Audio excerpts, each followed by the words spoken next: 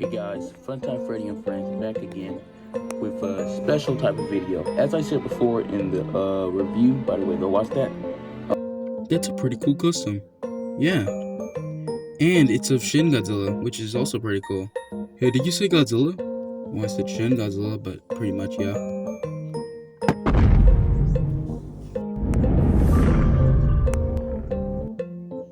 Oh, great. He's just gonna roar and then use his atomic breath or stomp on the TV again.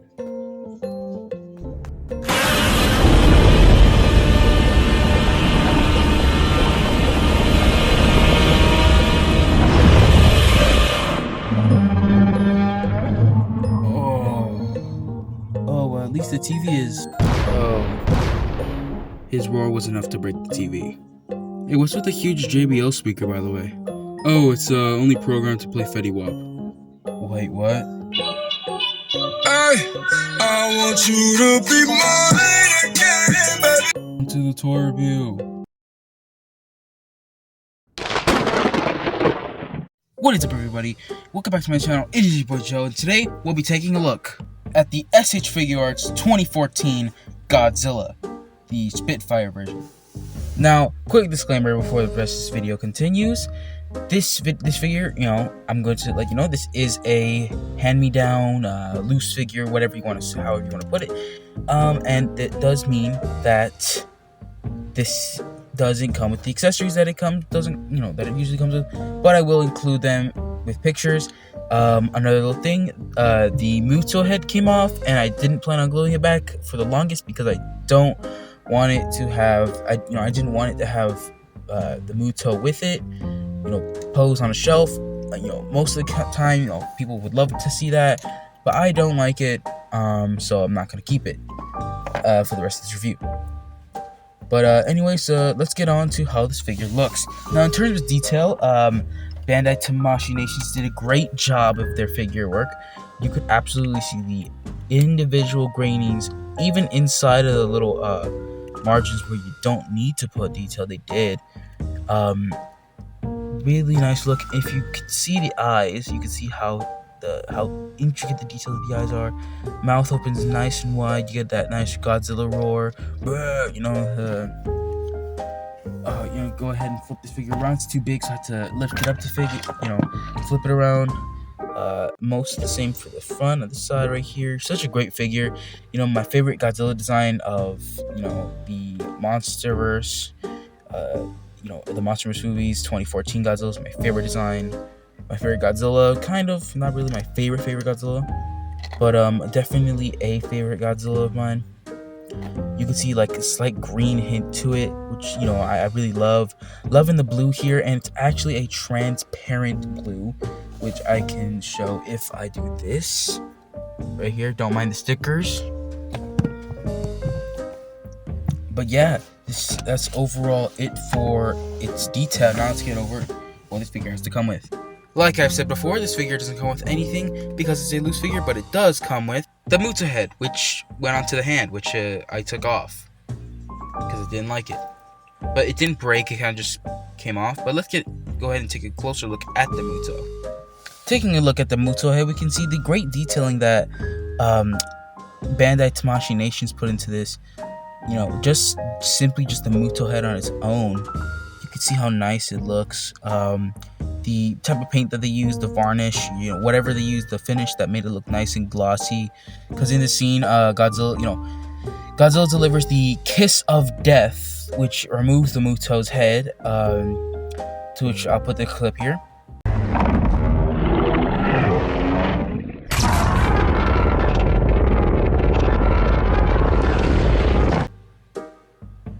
Yep, just a big old smooch to the kisser, the type of ones that you die for.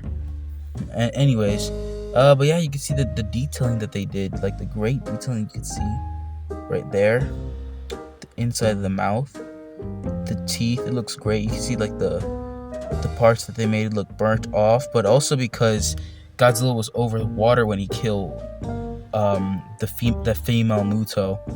To which kind of gives you that nice look with the wet look, and then there's also the a lot more wet look on the inside because that's the inside of the MUTO.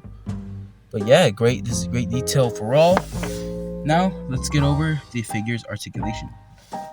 Going over this figure's articulation, we're going to start off with his head being able to look up that far, which isn't too much since he's kind of limited. He can only look straight.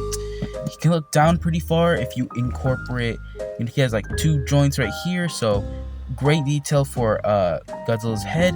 He has a ball joint in the jaw, which allows him to move around. There is a little joint inside the tongue, which allows you to move it. If I can get that moving, there you go. It goes side to side, so it's a small little ball joint for the tongue. At this midsection here, you can get more of a bend for Godzilla, and if you incorporate the midsection crunch right here, you can get some pretty good bending. If you pull everything up, Godzilla's just standing straight up right here. Moving on to the arms, his arms can move out that far, full rotation all over Godzilla's arms. Double jointed elbow, swivel hinge at the wrist, and a swivel at the wrist as well to a ball joint. Moving on to the thighs, his thunder thighs right here, they move all around pretty well. They move out that far, move back that far, double jointed knee.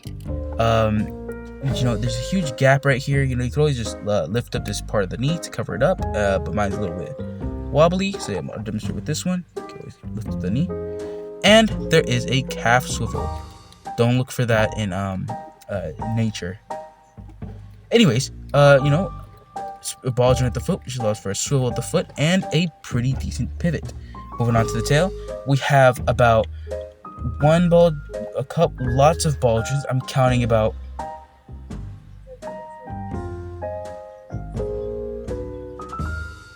22 segments on this tail. Which gives us some great articulation, really natural poses. Not as much as the SH Figure Arts Godzilla against Mechagodzilla figure, which that one had a lot more articulation, but this one has plenty.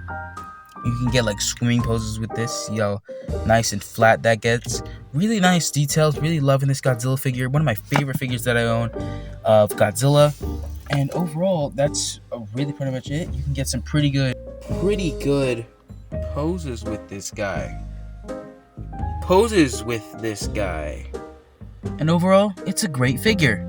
But now, let's stop talking about how he poses and what his articulation is, and let's get on to his size comparison. Starting off with his measurement, he scales up to a pretty good once fully extended.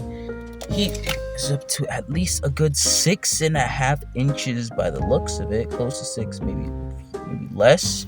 But from head to tail, that measurement's way different because now I have to measure from here. A little bit difficult, but I'll go ahead and get that. He measures to about 15 inches from head to tail, which is a pretty good amount. This is a long Godzilla figure. Pretty sure this is longer than the Godzilla against Mechagodzilla version of SH Figure Arts. But let's go ahead and take a look at his size comparison time. Here he is next to my last review, the Hiya Toys Chopper from Alien vs. Predator. Here he is next to the Figma Doomslayer. Here he is next to the SH Figure Arts Iron Man Mark 6. Here he is next to the SH MonsterArts Godzilla against Mechagodzilla Godzilla.